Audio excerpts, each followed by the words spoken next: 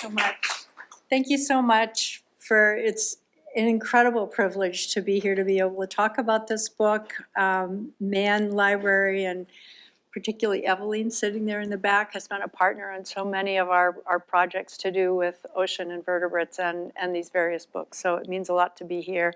And I'm looking out and seeing a lot of friends and colleagues in the audience, and I really appreciate you all coming. I'm really excited to talk about this. What I decided today was, in addition to kind of doing a Chats in the Stacks, which is about my book, to also provide a little bit of a focus on some of our recent research and the discovery of the causative agent for sea star wasting disease, because that's been a really important part of the work I've done since leaving my formal duties, I like to call them, at Cornell. Before I go further though, I like to show all these pictures because one of the reasons why I'm on the West Coast full-time now is the fabulous biodiversity of marine invertebrates. And this is just a sketch of the kind of critters we might pretty easily find in any one of our tide pools at low tide.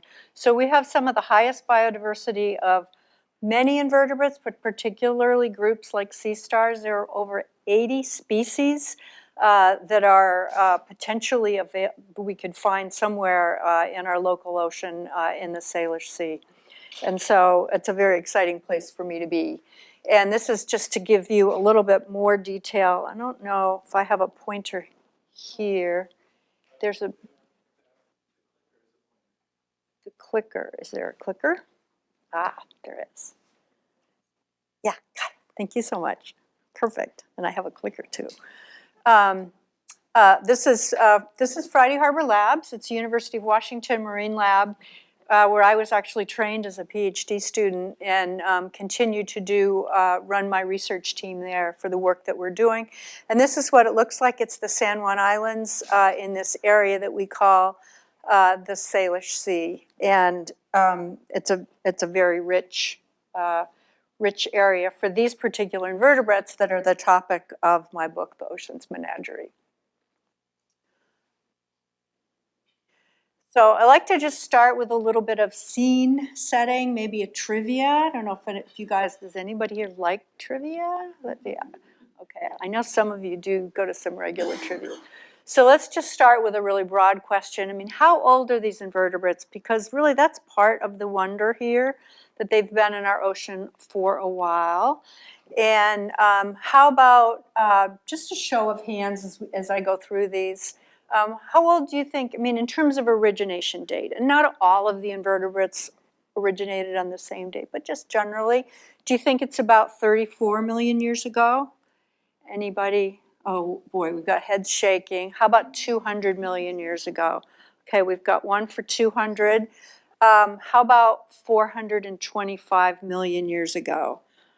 We've got a couple of people in the group that are thinking it's somewhere between maybe 200 and 425. And is there anybody that thinks it's as old as 600 million years ago? Okay, well, all right, you guys, that would kind of be correct. I mean, let's just think about it though. We think of dinosaurs as being very old. What, 250 million years? I think I was just talking with my colleague Anurag Agrawal about the origination of the fabulous biodiversity of insects. I mean, that's one that's sort of a little closer to that 34 million years. So these are very ancient creatures. And now I'm not as old as the invertebrates. Thank you for laughing. But I've been at it a long time, and I've had the privilege to be diving in these waters for a long time. But I just wanted to share with you one of my adventures. As a graduate student, I was invited to be along as part of this research team that was going to be saturation diving. That meant that we were going to live underwater. So when I was asked to do this, like I was already a diver, would you like to come and join our team, Drew? We're going to live underwater on a coral reef for a week. I'm like, I'm there. And so this is what it looked like. This is the saturation diving habitat that was run by NOAA. So it's sort of a better schematic to give you an idea of it. You sort of enter by going up through this chamber, and the water pressure inside keeps the water from filling it up with water. And we spent an entire week underwater without going to the surface. And for those, are there any divers here? Anybody? Okay, there's a few. So you know that you can only spend a certain amount of time underwater when you're diving, or you'll get the bends. But if you're saturation diving, you can stay on the bottom because those gases remain in your blood and they don't expand because you're not going to the surface.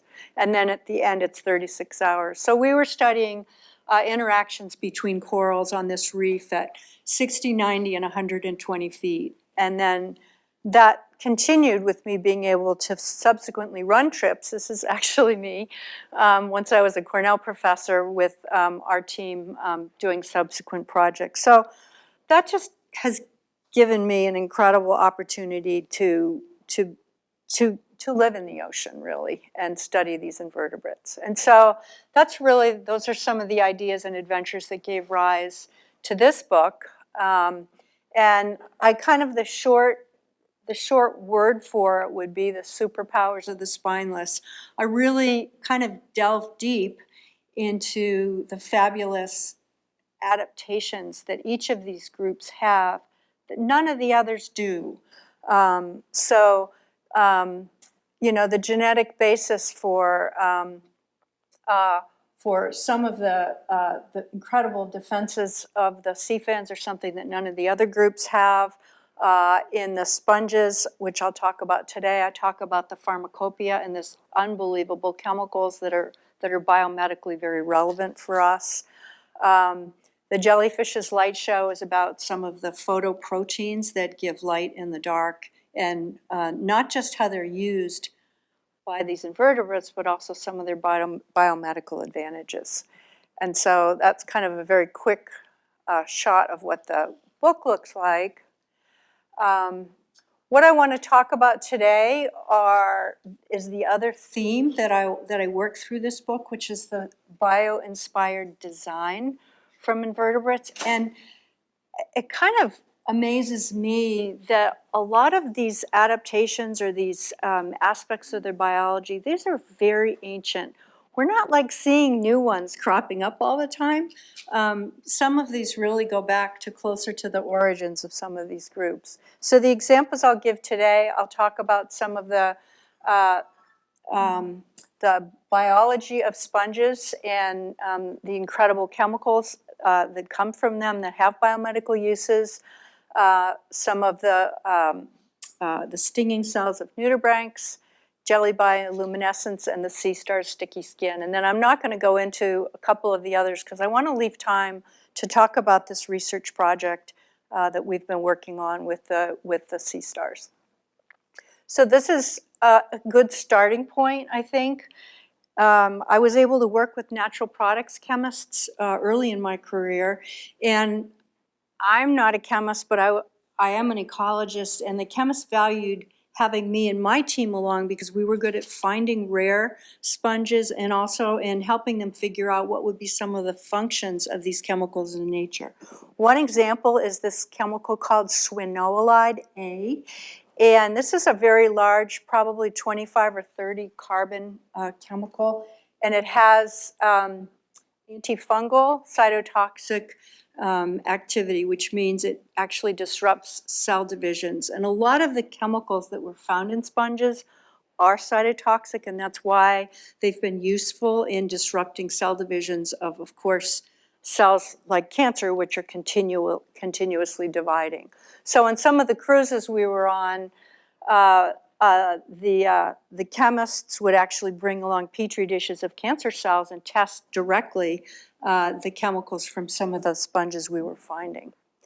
The cool thing about swinoolide, and the reason I've chosen to show it here, is because this is the first one where it was realized by John Faulkner's group that it was not the sponges making the chemicals, which is what we used to think. Turns out that in many cases it's actually bacteria that are living associated with sponges, particular very specific bacteria in each of the sponges. And so the amazing biology here is the dance of symbiosis between the bacteria and the species of sponge it lives in to create these chemicals. And for every one of the superpowers that I talk about in these invertebrates, there's almost more that we don't know than that we do know.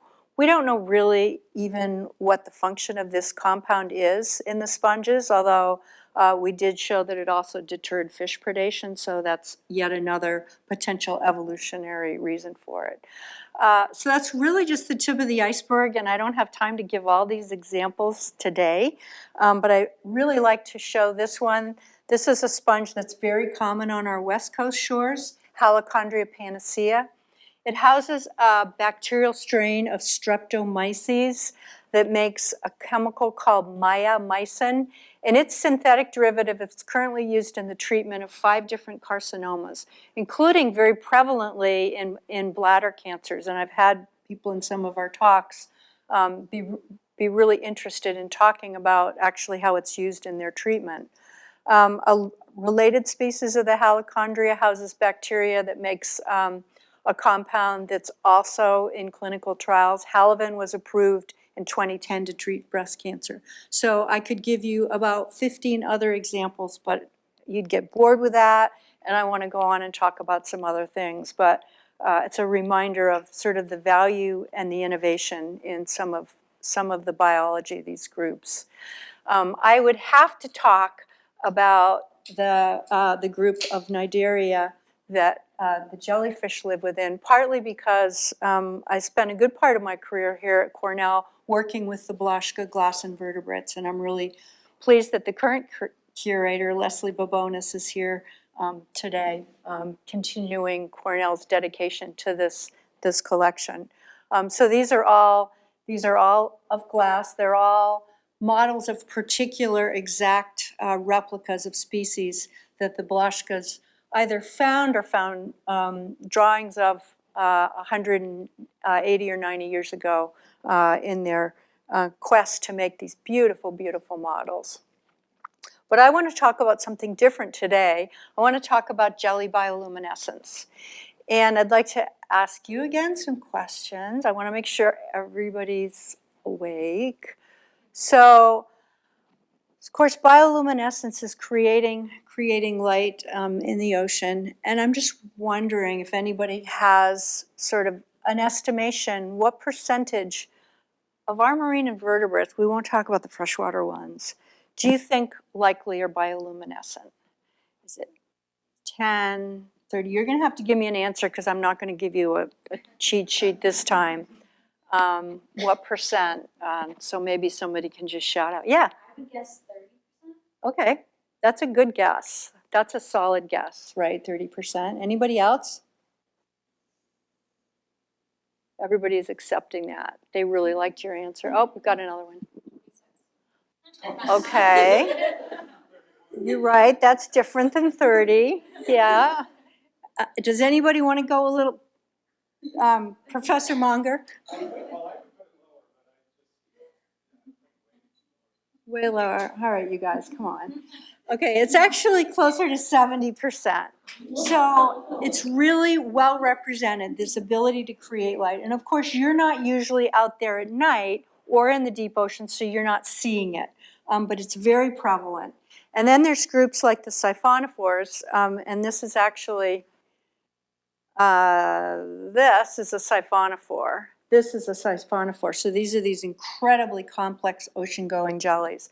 And it's virtually 98% of them are bioluminescent, so creating light. And then I don't expect anybody knows, well, actually you might, who discovered the bioluminescent proteins and green fluorescent protein. Actually, one of our... Thank you. Thank you, John. And actually, one of our colleagues here, Jim Warren, was involved in the early work of describing green fluorescent protein. So I'll tell you a little bit more about it. This is when I first really got interested in bioluminescence, when I was living in the Aquarius habitat.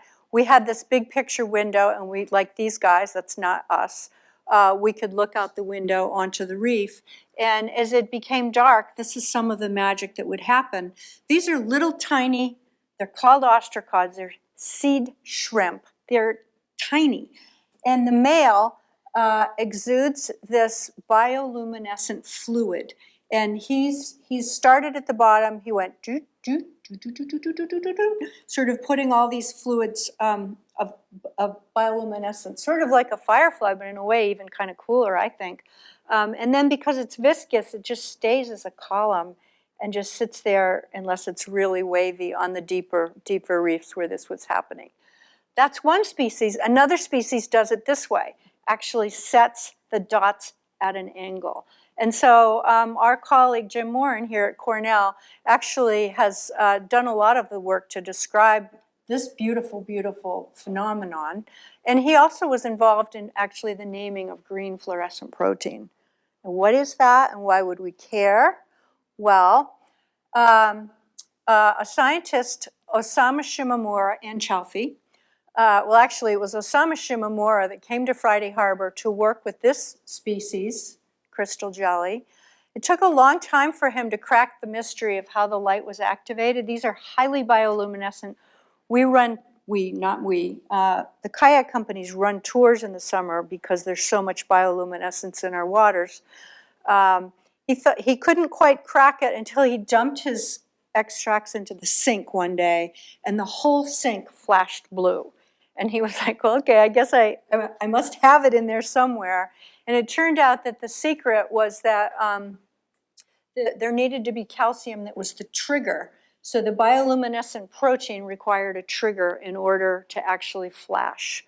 And it turned out he named this equorin, and it's incredibly valuable as a biomedical tool because of the ability for the light to precisely quantify the amount of calcium in a cell.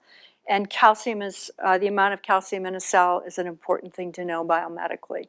So that was great, but they weren't done because there was another chemical, it's called green fluorescent protein, and that is equally valuable, and that was what Chalfie, Osamu Shimomura, and another colleague won the Nobel Prize for, and I've got the date, I think it's 2007.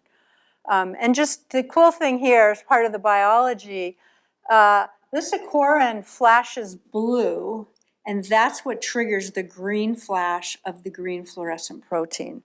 So these two different photoproteins actually interact to produce functional light in this guy.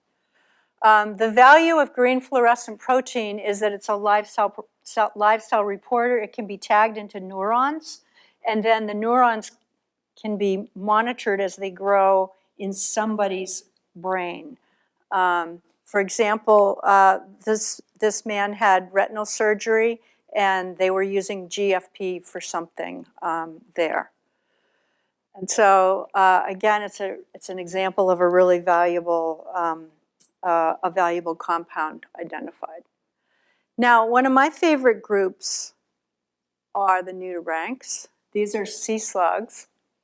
And again, just to make the point about the biodiversity in our waters, this is just kind of a random sample of the nudibranchs that we had in our conservation biology course a couple of years ago, and I came and took their pictures.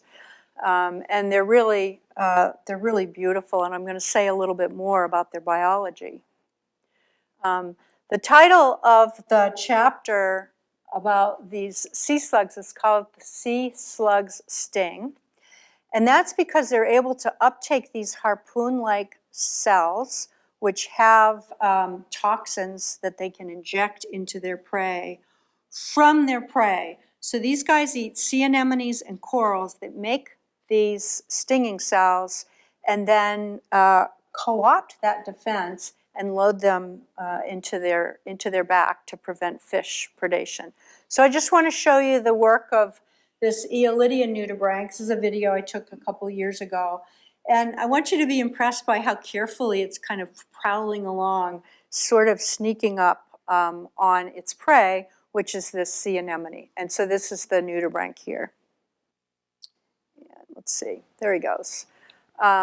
So it obviously knows the anemones are there, but it's being very slow and careful in its approach. And I don't say what, I'm not sure exactly why, but I think part of it is to get those tentacles to pull in, because that's where all those stinging cells are loaded. And then the next step is this guy will actually pounce on and rip apart the sea anemone.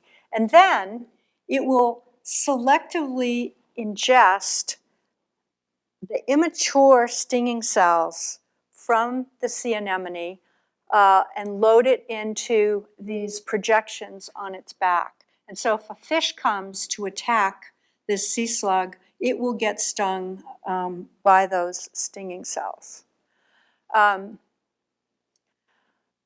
This is a pretty amazing thing because here's what those little organelles look like, the stinging cells.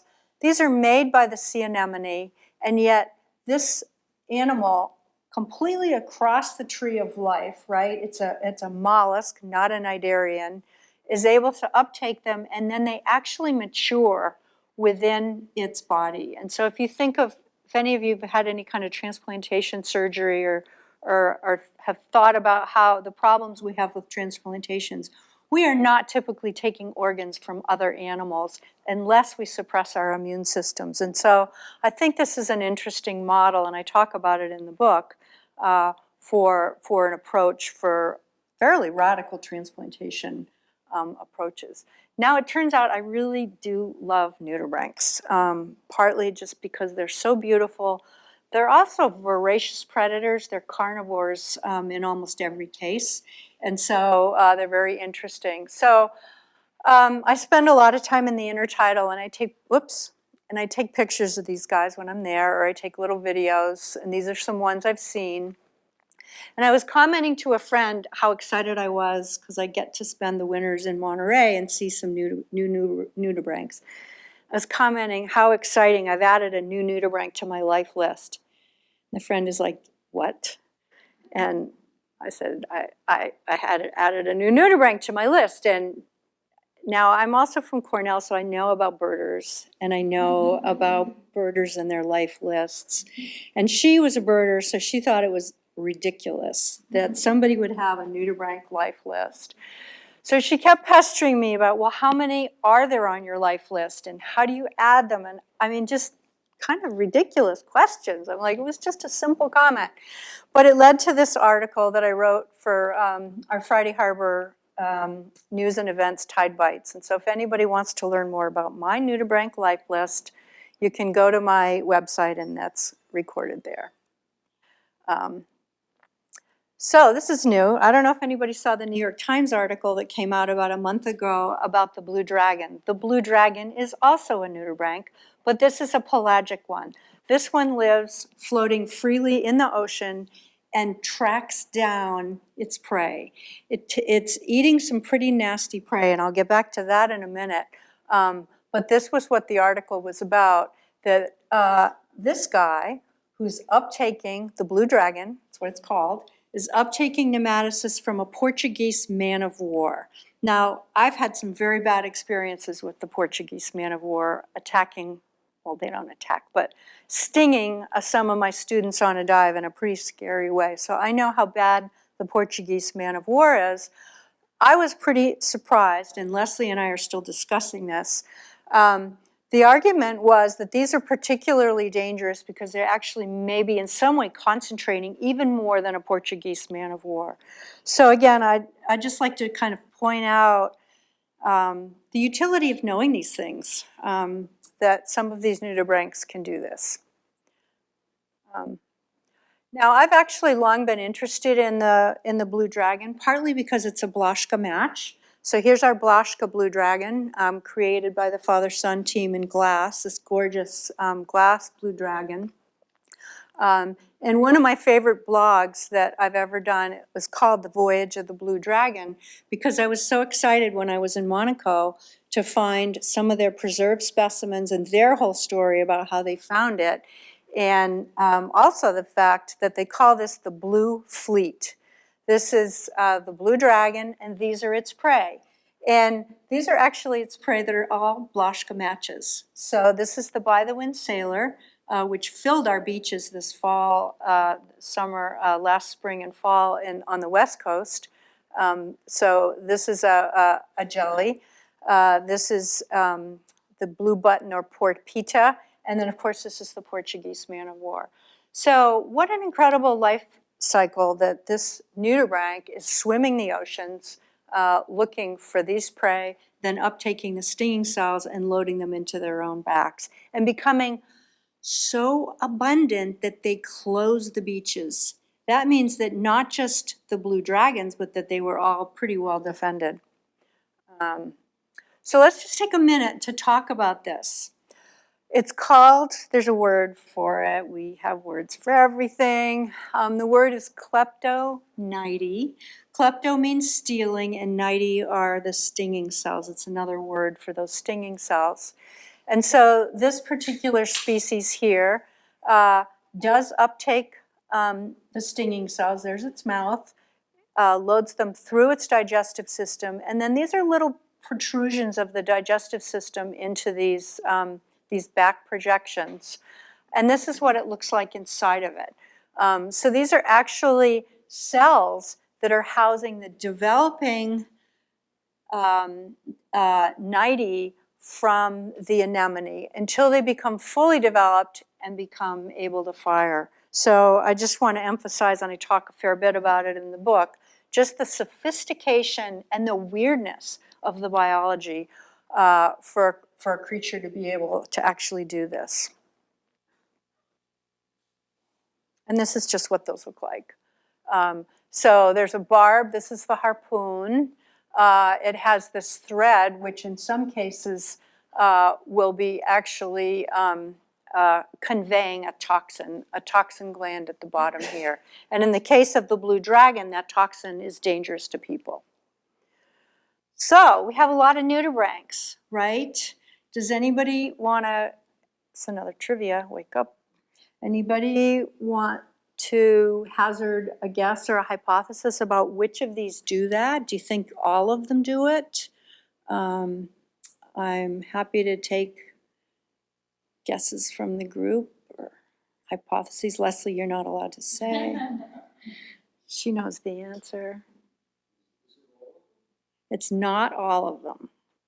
It's actually not very many of them. It turns out it's only the ones in a particular group. And remember, of course, they have to have projections on their back, so you can pretty much guess it's not going to be that one, that one, that one. For many years, I was fooled by this one. I really did think this was what we call an aeolid nudibranch, and it did it. But it turns out it's faking us out because it's in a different family, and it does not have this ability. This guy looks really promising, but it turns out it's also in a different group and doesn't do it. So this is the only one. And actually, the photographer that took this picture is also here with us today, David Brown. Thank you. So this is the one that feeds on the prey that make that. Okay, now I want to move on and talk about, first I want to talk about the sea star's sticky skin and sort of the superpower that I identify in this group. I also want to make the point, I haven't talked about this, but one of the really favorite parts for me of writing this book and working on it are these diagrams. So this is an artist, Andrea Dingeldine, who actually worked with me to design all of the chapter opening diagrams for the book. And so this is the one she created for the sea stars. I really love it because it shows our really beloved intertidal ochre star here. This is the same one here. And then our endangered sunflower star down here, deeper in the water where it lives. And that's this one here. And some of the other ones may also be there. Yeah. Oh yeah, so this is our six-armed star, Leptosterias hexactus, because it has 6 arms, and here it is here too. So the superpower I talk about, I kind of introduce this topic by saying, how good are any of you at opening with your hands a clam or a mussel? None of us are very good at that, right? It would be extremely hard to do. We cook them, or we stick a knife in, or we find a way to open them. Sea stars do it routinely. It's their favorite food. How do they do it? Part of it is through this sticky skin. The way it works is these are collagen fibers here, and at the touch of a neuron, an electrical signal, these can cross-link, and that creates stiff skin. And that stiff skin can resist and hang on without it costing anything for the duration of the hours it might take to actually open a clam. And then the reason why this is of interest to material scientists like Kennedy is because this is what we call a smart material. And so it's under electrical control. And so if its properties can be changed by electrical control, it's possible to switch in through genetic engineering different stimuli such as temperature or light. For example, there are this is a very cool thing with squid where the heartbeat has been put under light control by engineering in a rhodopsin gene. And so you can make the heartbeat by flashing lasers at it. And this is there's a lot of interest on the part of cardiologists. Because for a pacemaker, wouldn't it be nicer? Like if you could just have lasers controlling your heartbeat instead of electrical signals. Well, maybe it would, I don't know. But anyway, so that's why I call this a superpower, this ability to instantly cross-link these collagen fibers, create stiff skin, and then instantly uncross-link them. And the other side of this is the ability to drop an arm. And so one of the ways that sea stars can actually reproduce is by dropping their arms and then regenerating the whole arm. Or if something gets damaged, they can regenerate an arm. And so this skin is called, it's got a big name again, mutable collagenous tissue. Mutable because it's so changeable, collagenous because it's mediated through these collagen fibers in their skin. So let's talk a little bit about one of our big research projects. Now, I've been an invertebrate biologist ever since I was trained at the University of Washington, and certainly sea stars have been an important part of my work as a marine ecologist. Strangely enough, they end up being very important ecologically, and in fact, one of our big processes, our theories in marine ecology is the keystone species, and that originated from the importance of sea stars as predators and controlling the whole seascape by their predatory activities. Turns out, this is the sunflower star, turns out this guy is a keystone, and we hadn't actually realized it until it disappeared. So in 2013, we had an enormous wildlife epidemic, and subsequently it's been termed the largest marine wildlife epidemic just because of the span from Alaska all the way to Mexico, and over 20 species of sea stars started dropping dead, losing their arms, and dying on our shores. And there was lots of press at the time because there were sea stars dying in huge numbers. We were interested in it because as a marine ecologist and a disease ecologist, we were studying diseases of various invertebrates. And this was the biggest thing that had ever happened. And so what happened is this species of the 20 was the one that was most susceptible, which is weird. This is the largest species of star in the world, right? It's huge, it's endemic, it's only on our shores. And it, unfortunately, was very heavily hit by this. So we published a paper in 2019 just talking about the fact that it had caused a continental scale collapse, actually from Mexico all the way up to Alaska of this pivotal predator. And since then, and this is what it looked like in the beginning, on October 9th, 2013, there were lots of sunflower stars. And by October 29th, 20 days later, they were all dead. So this was a very dramatic outbreak. And again, I'm just kind of focusing on the sunflower star, but we also did work with our ochre star, which used to be this abundant on the shore, and then again started dropping arms and also died in the millions. And so this was some of the papers, some of the work that we published. This is the sunflower star. This is from citizen science data. So we used the data from citizen scientists because they had data back to 2006. And that really gave us a perspective on this dramatic decline in 2014 and 15 of the sunflower star. And by the way, we also had NOAA data down to 1,000 feet showing there was no deep water refuge. The other thing that happened is these guys suddenly increased. And then, interestingly, I'll get back to this a little later, this related species, this leather star, also increased. And so now, of course, we know the reason why these guys increased is because the sunflower star had been their predator and was keeping their numbers down. And so they have now exploded. And this has gone on, I don't have all the plots, but this has gone on till this day. So that's over 25 years, sort of over 12 years. And so we published another paper just showing how widespread the decline was in all the major ocean basins around, this is Vancouver Island, Seattle, Vancouver. Again, this is a sunflower star, plunged. And so what happened, there's a lot of interest because it was consequential, because the sunflower star eats these urchins, which each eat the kelp meadows.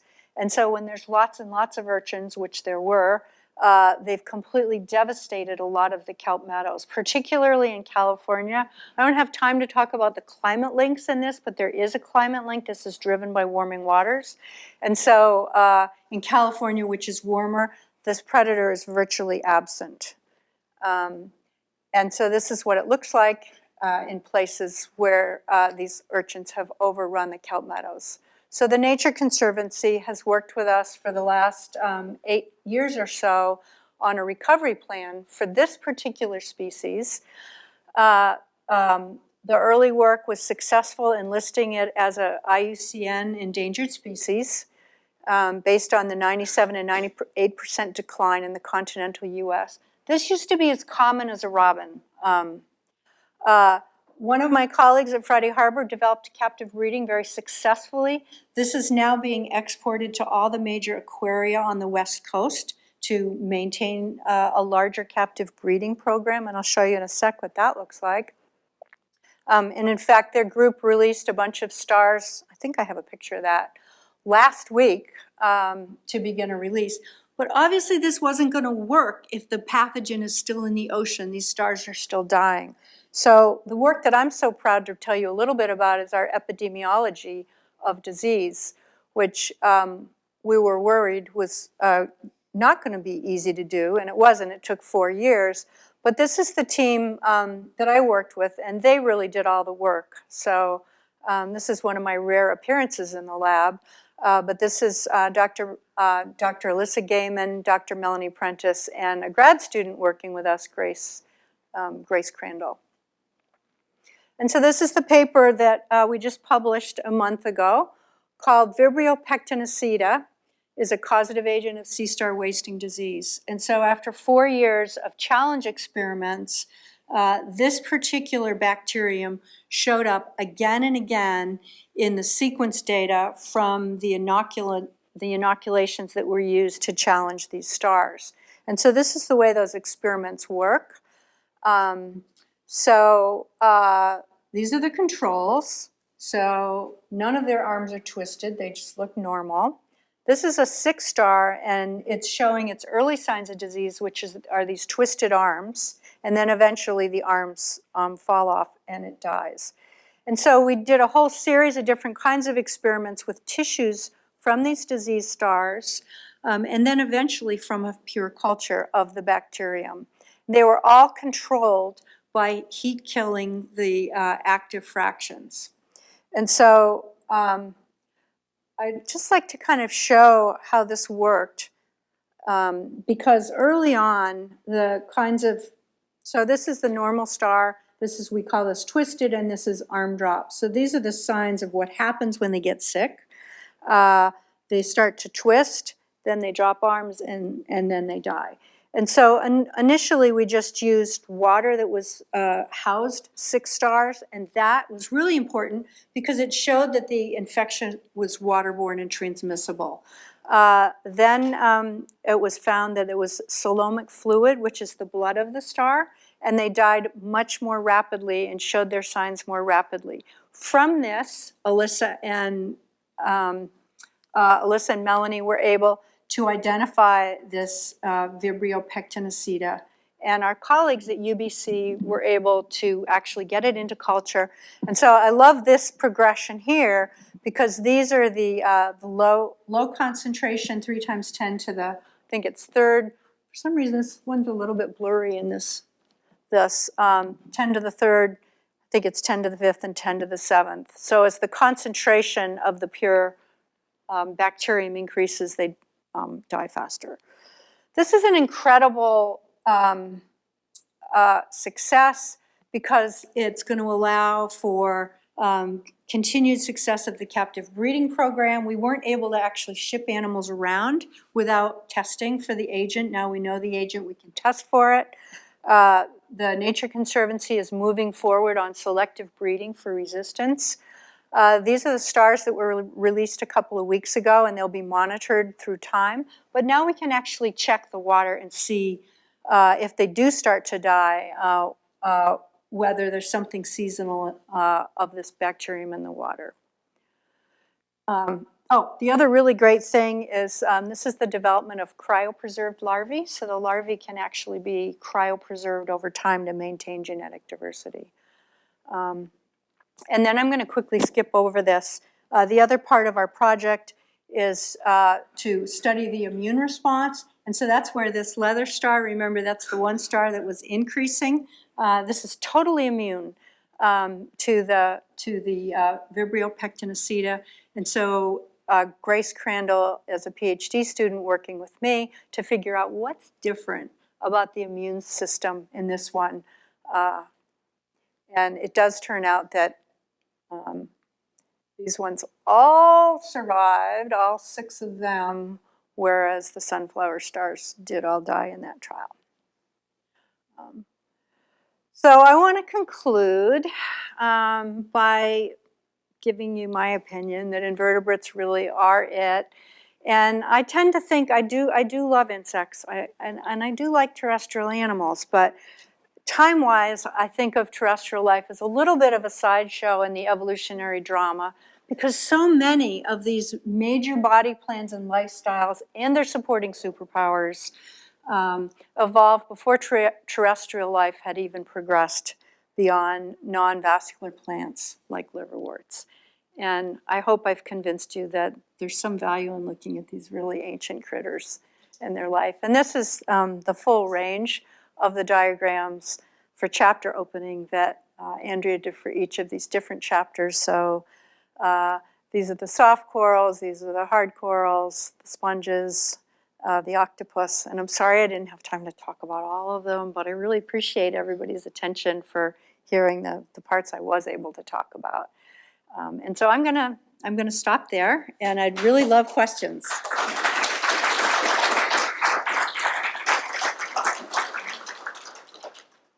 And thank you to those of you online. I know there's a few people online as well. Yeah. What interested you originally in ecology? What interested you in ecology? Oh my gosh.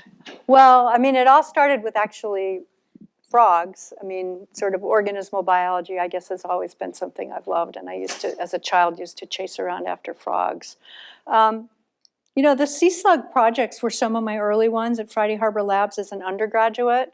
I had the opportunity to do honors work in the lab and to actually study the interactions between nudibranchs and some of their prey. And then for some of my graduate work, I continued that work. So I guess I'd have to say in terms of, you know, sort of my interest, it's really these predator-prey interactions and sort of their ramifications over time. I don't think I ever expected when I started that I was going to work on a predator-prey interaction that was going to completely change the seascape the way the loss of this sunflower star has. The fact that these kelp beds have disappeared through so much of California as a result of losing this particular predator. Yeah. Thanks. Yeah. Did you go looking around the rest of the world to see where that starfish disease came from? We haven't done that, but one thing I didn't tell you, that's a very good question. This particular, now there's hundreds of species of Vibrio, right? And they all are very different from each other in terms of where they come from and how they behave and whether they make humans or other animals sick. But there are quite a few pathogens in that group. This particular one, Vibrio pectinacida, was previously a killer of larval scallops in Europe, and it's also caused mortalities of some bivalves in the Pacific Northwest. So now that we know what the agent is, it's going to be very exciting to try and figure out how it's diversified and whether it's a newcomer to our shore or not. And we don't know the answer to that yet, but thanks for that question. Yeah, Kennedy. I guess I'm sort of wondering, what is the plan moving forward to try and restabilize, like make the Pycnopodia population stable again, especially if the bacteria that's the causative agent here is still going to be in the oceans? Right. So there's still a lot of hard work ahead. One thing that we have been unable to even look at is whether there are environmental reservoirs in nature. And so, for example, it wouldn't be unusual for a bivalve to concentrate a bacterium. And these stars not only eat urchins in very high numbers, they also eat bivalves. And so if the clams and mussels that they eat are also concentrating this and delivering a lethal dose, that will be really useful to find that out. So that's one big question we have. We know there are some refugia, for example, the deep fjords in British Columbia are actually housing some pretty good populations of the sunflower star. And we also think that there may be some refugia in some of the seagrass meadows because of the hygiene effect of those seagrass meadows in winnowing out maybe detoxifying bacteria. So we'll have the opportunity to try to figure out environmental reservoirs. We'll be able to, through monitoring this agent in the water, figure out the seasonality of it, when it shows up, what are bad places and good places to release stars. And then longer term, the hope actually is to be able to develop some resistant individuals. And we can, of course, hope in nature that we will get slowly the evolution of resistance, but that has not been happening. And so it's still a big fight, to do that. Thanks. So I kind of have two questions. I know you didn't talk about corals that much, but I'm very interested in coral conservation, and I know that restoration is kind of a controversial topic right now, so I'm curious what your perspective is on that, and then also if you think that the genetic engineering of sea stars to be resistant will run into similar problems of like scale and effectiveness that people bring up with coral restoration, or if it is kind of a different situation. Yeah, well, it is a different situation because the whole key in restoration is, of course, removing the stressor. So the coral work is very, very difficult because we're dealing with an ever-increasing stressor, which is warming oceans. And so there are 2 chapters in the book about the corals and some of our coral work, because we did spend many years working on that. There's a big effort to develop more heat-resistant corals and to try to propagate them into the ocean. It's a hard fight because we're really getting hammered by these heat waves that are coming ever more frequently and ever larger, and are really just decimating our coral biodiversity. I did some work 2 decades ago in Australia. We worked on a lot of really beautiful reefs, and many of those have been absolutely decimated by heat waves, including one that happened last year. So it's a really hard fight, and it's discouraging. I do think, though, that some of the efforts to propagate in some locations and also to protect those reefs are working. I've been to some in Fiji that I was really impressed with, sort of developing more heat-resistant corals, selecting them, and at the same time protecting those in protected reserves. I think that the prospects, I'm hoping the prospects for something like the sunflower star are more likely because it's not just temperature.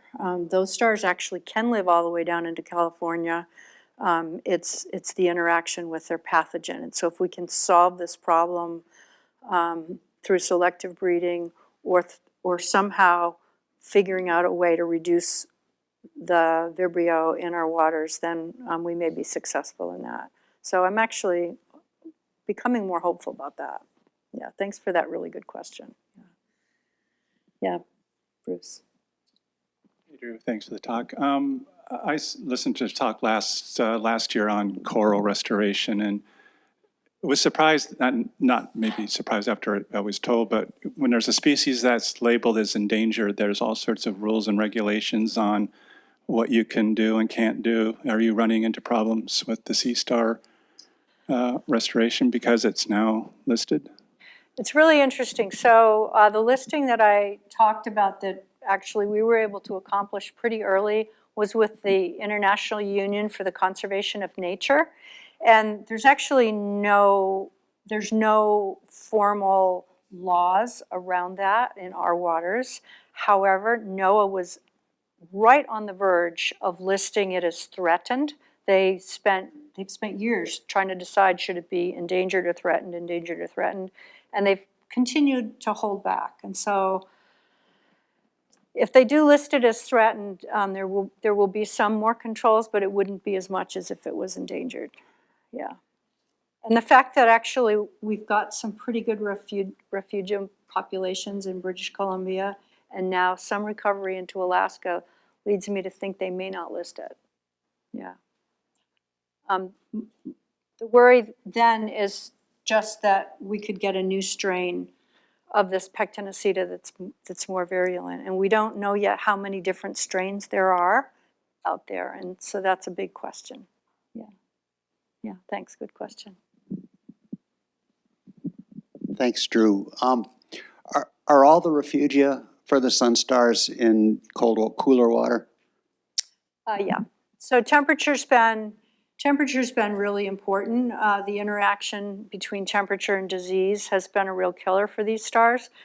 And so, for example, the aquaria, when they bring in 6 stars, they immediately put them into 9-degree really cold water and then run them through these probiotic courses that seem to be helping and actually producing some recovery. So yeah, certainly the deep fjords are much colder, and not so much the seagrass meadows. That's going to be an interesting question. Yeah, yeah.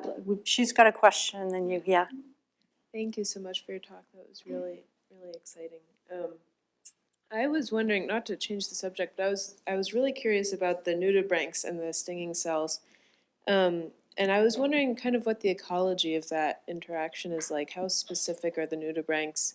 If they're able to eat a lot of things, do they need to be getting a certain amount of the stinging cells to keep being able to defend themselves well? And if the warming waters are having an impact on the range of the nudibranchs, is that also affecting the prey that they're eating in the same way? And if it's not, then is that a problem? Yeah, those are all really good questions. Yes, there's a lot of questions. So the slide I didn't show that I actually really sometimes do love to show is just the diversity of that family, the Aeolid nudibranchs are, that there's about, I don't know, 70 to 100 different species that all do that. And they are all vary in their specificity. Some of them are entirely species specific. They will only eat one species of prey. And then some of them, like the one I showed you that David gave us that picture of, will eat 3 or 4 or 5 different species of cnidarian prey. So it really does vary in terms of their specificity. And in terms of how they balance, I've never seen any research on how they balance their ingestion to make sure they get a certain number of the nematocysts as well as the food that they're eating. And I don't know, do you know, Leslie? I mean, she's done some work with that. So there's a lot of, one of the things I love about doing this book and talking about these so-called superpowers in the different groups is in every one of them there's as many questions that we don't know the answers to as in the science that we do know. And in most cases, like the nudibranchs are actually pretty fun because it took about 100 years for scientists to actually figure out that it was in fact the nudibranchs uptaking the nematocysts from the cnidarians. Biologists initially really didn't know whether nudibranchs could make them themselves. And so it took a lot of experiments and fights between scientists over time to actually figure that out. Yeah, so it's a really interesting interaction, yeah. And I mean, you know, the blue dragon is a cool example because it's eating its blue fleet, right? So there's 3 different species of nematocysts that it's handling that vary in their danger level, yeah. So in the marine diseases course here at Cornell, we actually discussed a little bit about this sea star pathogen, and one of the points was the interaction between hypoxia and how it makes all these epidemics worse. And so it seems like the cold water that you're talking about that has the refugias is partly because they have more oxygen. So do you think that that is also true for these seagrass beds, that they're also producing more oxygen for the sea stars? That's an interesting idea.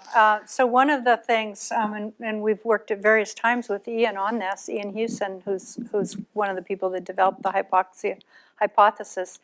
I think, you know, what we've seen over time is virtually anything that stresses a sea star that already has this pathogen will lead it to collapse and die. So for example, if you increase the temperature, if you decrease the oxygen, if you starve it or basically mess with its salinity, virtually any of those will act as a stressor.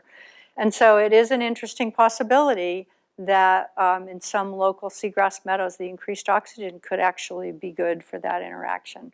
We do not think, though, that the hypoxia causes the widespread, you know, large scale of the epidemic that we observed from, you know, Mexico all the way to Alaska, that that's probably happening in sort of smaller pockets, because they, unfortunately, were dying in places that were very oxygen rich, yeah. Are there any other animals besides nudibranchs that can take a cell from something it's eating and incorporate it in its body? What else besides nudibranchs can, oh, sorry, thank you. Getting yelled at here. What else besides nudibranchs can take a cell from sort of across such a wide span? I mean,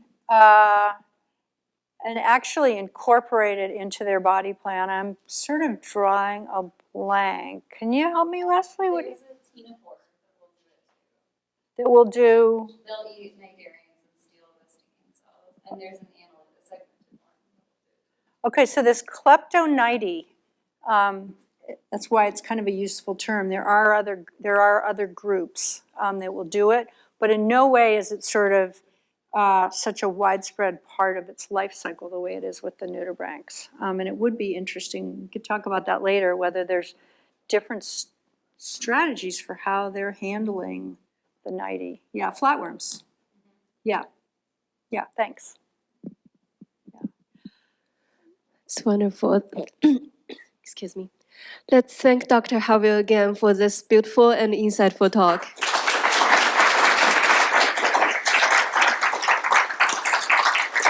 Thank you.